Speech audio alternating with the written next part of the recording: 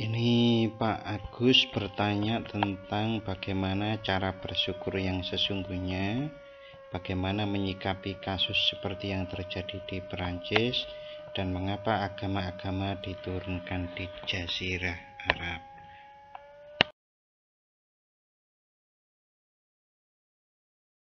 Oke, yang terakhir yang saya ingat dulu, bersyukur itu ya dohiron wa batinan.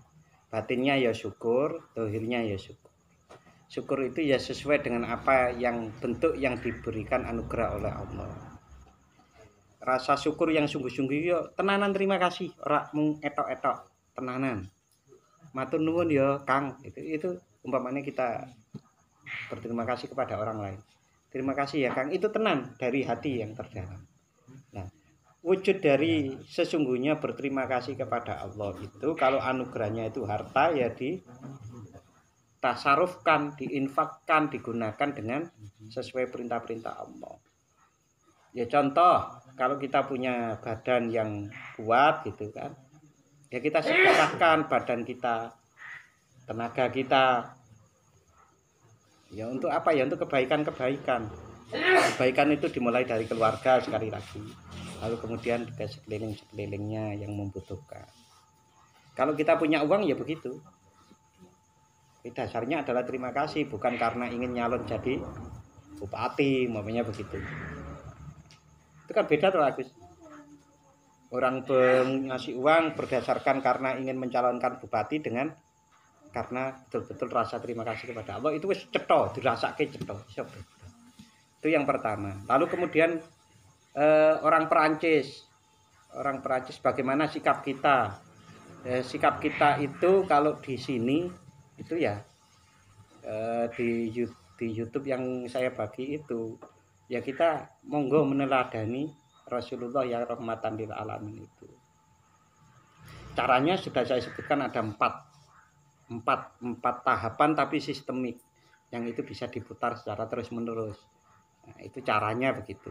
Dengan begitu maka kita akan menampilkan betul-betul Muslim sebagai seorang Muslim. Karena apa? Bisa jadi orang Perancis itu melihat bahwa orang Muslim yang punya Nabi Muhammad itu ternyata kitanya orang Muslim itu tidak menampilkan kemuslimannya sehingga banyak orang benci dan tidak simpati. Ya, yang paling contoh paling real menurut saya itu adalah yang namanya Islam itu kan identik dengan Timur Tengah.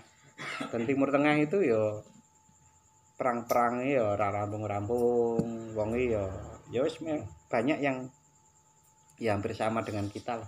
Masih terjebak dengan kepentingan-kepentingan yang tidak apa ya, untuk memperturutkan kepentingannya sendiri, tidak untuk belum sampai pada merahmati orang lain. Tapi kalau kita mampu meneladani Rasulullah yang rahmatan lil alamin tadi dengan cara-cara tadi, maka kita akan menampilkan Islam itu seperti itu.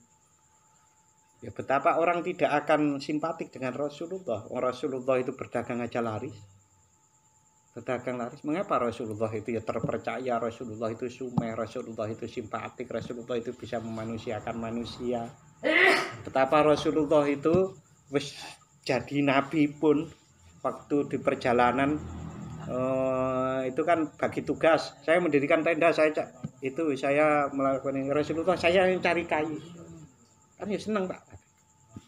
Karena betul-betul dia menampilkan pribadi yang memahami manusia. Jadi wong iki carane biar tetap apa ya, tetap respect terhadap Islam bagaimana. Rasulullah bahkan ada orang yang berkonsultasi, ya Rasul saya ingin sholat tapi belum bisa hafal bacaan-bacaan itu, waca wae sing iso. Bahkan bacalah apa yang mudah. Itu ada dalam hadis. Bacalah yang itu kan menunjukkan bahwa Islam itu tidak saklek. Itu. Terus yang pertama tadi apa kok saya lupa malah. Kenapa di Timur Tengah itu mengapa kok diturunkan di Timur Tengah? Itu pertanyaannya hampir sama gitu. Mengapa sih kita diperintah oleh Allah untuk menjalankan Al-Quran. Ada kehendak Allah yang kita tidak paham. Kalau cari-cari pemahamannya dihubung-hubungkan ya bisa. Mencari hikmah istilahnya. Hikmah dari orang itu mengapa diperintah sholat? Ya karena di sholat itu secara gerakan jasmani saja. Kalau Pak Arba'in tadi menyebutkan wudhu saja itu memberikan manfaat pada jasmaninya. Sholat itu secara jasmani, secara kedokteran juga memberikan manfaat.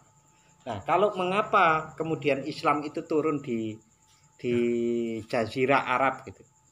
Ya, itu di antara hikmahnya itu orang-orang Arab itu mempunyai karakter. Yang karakternya itu salah satunya nomaden. Nomaden itu mau meninggalkan rumah dengan rela. Kayak orang Madura apa ya saiki ya? Itu apa ya daya jelajahnya itu tinggi. Sehingga kemudian yang namanya ajaran Islam itu lebih mudah tersebar. Itu satu. Yang kedua, ajaran Islam dan ajaran nabi-nabi. Yang kedua, karakter orang itu kan biasanya juga terbentuk oleh lingkungannya. Nah, lingkungan Arab itu kan cenderung mempunyai kekerasan alam. Alam itu keras gitu, alam itu lebih keras lah daripada di Jawa gitu. Nah, karakter-karakter itu mungkin membentuk satu jiwa yang jiwanya itu lebih kukuh dan kuat.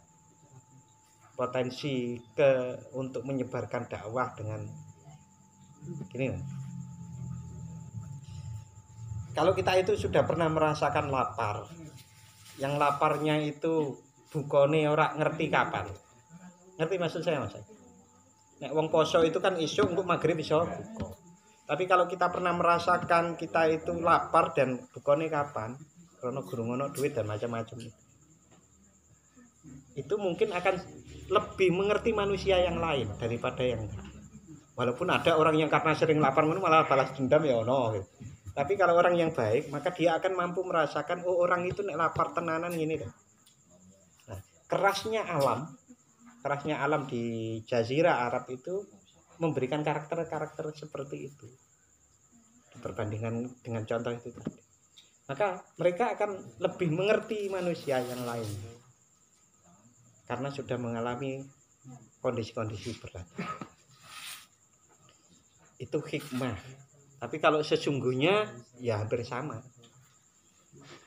dengan jawaban saya, mengapa sih manusia disuruh sholat itu, mengapa sih mengapa Allah menciptakan alam semesta, mengapa Allah menciptakan manusia, itu ya Allah sendiri yang tahu.